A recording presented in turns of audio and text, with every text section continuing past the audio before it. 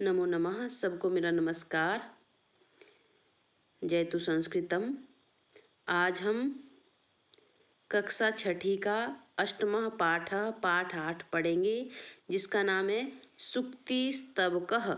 सूक्ति स्तवकः का अर्थ है कहावतों का गुच्छा। तो आज हम सूक्तियों का जो गुच्छा है उसके विषय में पढ़ेंगे। इस पाठ में सूक्तियाँ दी हुई हैं। पहली सूक्ति है, उद्यमेन हि सिद्ध्यन्ति कार्याणि न मनोरथै न हि सुप्तस्य सिंहस्य प्रविशन्ति मुखे मृगः। इसमें क्या कहा गया है कि उद्यमेन ही सिद्ध्यन्ति कार्याणि न मनोरथै, कि उद्यम से, उद्यम होता है परिश्रम से ही कार्य सिद्ध होते हैं, न कि इच्छा से।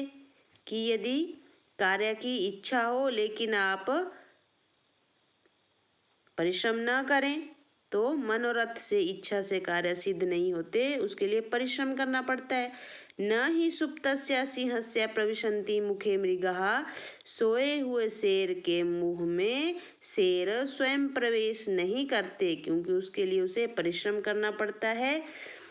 आगे है, पुस्तके पठितः पाठे जीवने नैव साधितः किम भवेत तेन पाठेन जीवने यो न सार्थकः।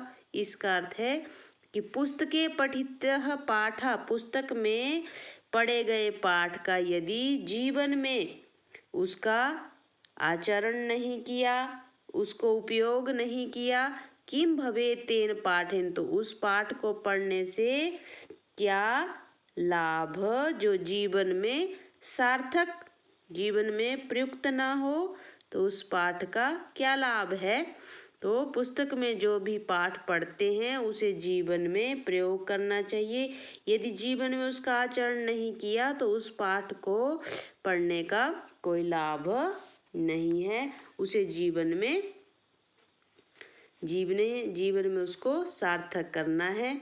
आगे, प्रिय वाक्य प्रदानेन सर्वे तुष्यन्ति जन्तवः तस्मात् प्रियम ही वक्तव्यम वचने का दृढ़ता, कि प्रिय वचन बोलने से ही सभी लोग, जन्तवः किसके लिए कहा गया है, लोगों के लिए, सभी लोग संतुष्ट होते हैं, तुष्यन्ति संतुष्ट होते हैं, खुश होते हैं। तस्मात् प्रियम ही वक्तव्यम, इसलिए प्रिय ही बोलना चाहिए। बचने का दृढ़ता, बोलने में कैसी दृढ़ता, कैसी कंजूसी, कैसी गरीबी। दृढ़ता का अर्थ यहाँ पे कंजूसी से, गरीबी से लिया गया है। तो गरीबी तो नहीं है वचन बोलने में, लेकिन कंजूसी भी नहीं करनी है प्रिय वचन बोलने में। प्रिय वाक्य प्रदानेन सर्वे तुष्यन्ति जन्तवः, प्रिय वचन बोलने से सभी लोग, सभी मनुष्य संतुष्ट हो जाते हैं। तस्मात्, इसलिए, प्रियम ही वक्तव्यम, बचने का दृढ़ता, इसलिए प्रिय वचन ही बोलने चाहिए। बोलने में कैसी कंजूसी। गच्छन् पिपीलिको याति योजनानां शतान्यपि अगच्छन् वैनतेयोऽपि पदम एकम न गच्छति, कि गच्छन् पिपीलिको, पिपीलिका कहा गया है चींटी को, कि चलती हुई चींटी योजनानां शतान्यपि, सैकड़ों योजन दूरी पार कर जाती है। याति का अर्थ है जाती है। शतान्यापि, सैकड़ों योजन दूरी पार कर जाती है। अगच्छन वैनतेयोऽपि, वैनतेय कहा गया गरुड़ को। अगच्छन, न चलता हुआ गरुड़ भी, अपि का अर्थ है भी, वैनतेयोऽपि, न चलता हुआ गरुड़ भी, पदम एकम न गच्छति, एक पग भी, एक कदम भी नहीं चल पाता है। काकः कृष्ण पिकः कृष्ण को भेदः पिक काकयोः बसंत समय प्राप्ते काकः काकः पिकः पिकः। इसमें कहा गया है काकः कृष्णा, कौआ काला होता है, पिकः कृष्णा, कोयल काली होती है, को भेदा पिक काकयो, कोयल और कौए में क्या भेद है, क्या अंतर है, कुछ अंतर नहीं है। लेकिन बसंत समय प्राप्ते, बसंत समय आने पर काकः काकः पिकः पिकः, कौआ कौआ बन जाता है और कोयल कोयल बन जाती है। तो आपने देखा होगा कि कोयल की वाणी बड़ी मधुर होती है और कौए की वाणी मधुर नहीं होती। तो बसंत समय पर कोयल जब कूकती है तो पता चल जाता है कि यह कोयल है और यह कौवा है। तो इन्हें आप अच्छी तरह से इन सूक्तियों को समझेंगे, पढ़ेंगे तथा कक्षा 6ठी में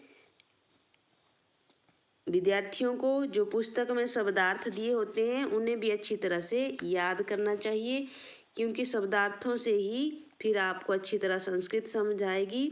तो शब्दार्थ है इस पाठ के: उद्यमेन, परिश्रम से, मनोरथे, मन की इच्छा से, सिंह, शेर, मृगः, हिरण्या, पशु, दरिद्रता, दीनता, कृपणता, प्रिय वाक्य प्रदानेन, प्रिय वचन बोलने से, तुष्यन्ति, संतुष्ट या प्रसन्न होते हैं, मानवः, मनुष्य, तस्मात्, इसलिए, वक्तव्यम, बोलना चाहिए, बचने बोलने में, साधिता, उपयोग किया, भवेत, होगा, होना चाहिए। यहाँ पे इंग्लिश में भी दिए हुए हैं ये वर्ड मीनिंग, देख लीजिए।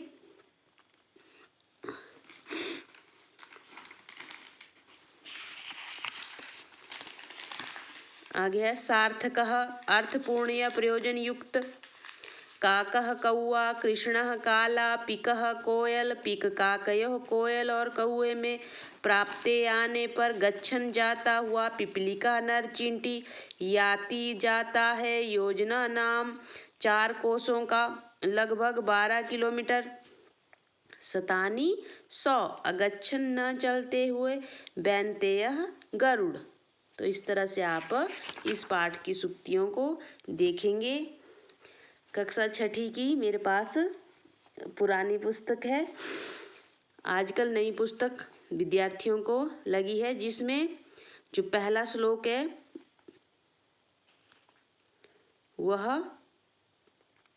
परिवर्तित है। तो आप यहाँ से देख लीजिए, यदि आपकी पुस्तक पे यह श्लोक होगा तो यहाँ से आप इसको देख लेंगे।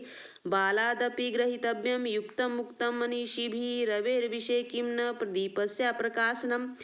बुद्धिमानों द्वारा कहा गया है कि उचित बात बच्चे से भी ग्रहण करनी चाहिए। जैसे सूर्य के न रहने पर क्या दीपक के प्रकाश का कोई प्रयोजन नहीं, अर्थात दीपक की सार्थकता है। यदि सूर्य नहीं है रात को तो दीपक की भी सार्थकता है, दीपक भी प्रकाश देता है। उसी प्रकार बुद्धिमान कहते हैं कि उचित बात यदि बालक भी कहता है, बच्चा भी कहता है, तो वह ग्रहण करनी चाहिए। क्यों? क्योंकि सूर्य के न रहने पर क्या दीपक के प्रकाश का कोई प्रयोजन नहीं, अर्थात दीपक के प्रकाश का भी प्रयोजन है, सार्थकता है। तो यही इस सूक्ति का अर्थ है। बालादपि ग्रहीतव्यम युक्तम मुक्तम मनीषिभिः रवेर्विषये किं न प्रदीपस्य प्रकाशनम। आगे है दूसरा सूक्ति: पुस्तके पठितः पाठः जीवने नैव साधिता, किं भवेत तेन पाठेन जीवने यो न सार्थकः। इसका अर्थ मैंने समझाया, फिर से देख लीजिए, यहाँ लिखा है, क्योंकि इससे विद्यार्थियों को लिखने में भी लाभ मिलेगा। अच्छी तरह देख के लिख लेंगे। सरलार्थ है इसका: पुस्तक में पढ़े गए पाठ का यदि जीवन में उपयोग नहीं किया, आचरण नहीं किया, तो उस पाठ से क्या लाभ जो जीवन में सार्थक ना हो, प्रयोजन युक्त ना हो। प्रिय वाक्य प्रदानेन सर्वे तुष्यन्ति मानवः। यहाँ पे मानव लिखा हुआ है, कई पुस्तकों पे जंतवः लिखा है। तस्मात् प्रियम ही वक्तव्यम, बचने का दरिद्रता, प्रिय वचन बोलने से सभी मनुष्य संतुष्ट हो जाते हैं, इसलिए प्रिय वचन ही बोलने चाहिए। बोलने में कैसी कृपणता, कैसी कंजूसी। गच्छन पिपीलिको याति योजना नाम स्थान्यपि, अगच्छन बैंत्यो अपि पदम एकम न गच्छति। चलती हुई नर चींटी सैकड़ों योजन दूरी पार कर लेती है, परंतु न चलता हुआ गरुड़ एक कदम भी नहीं चल पाता है। आगे है काकः कृष्णा, पिकः कृष्णा, को भेदः पिक काकयो, बसंत समय प्राप्ते काकः काकः पिकः पिकः। कौआ काला होता है, कोयल काली होती है। इस प्रकार कोयल और कौए में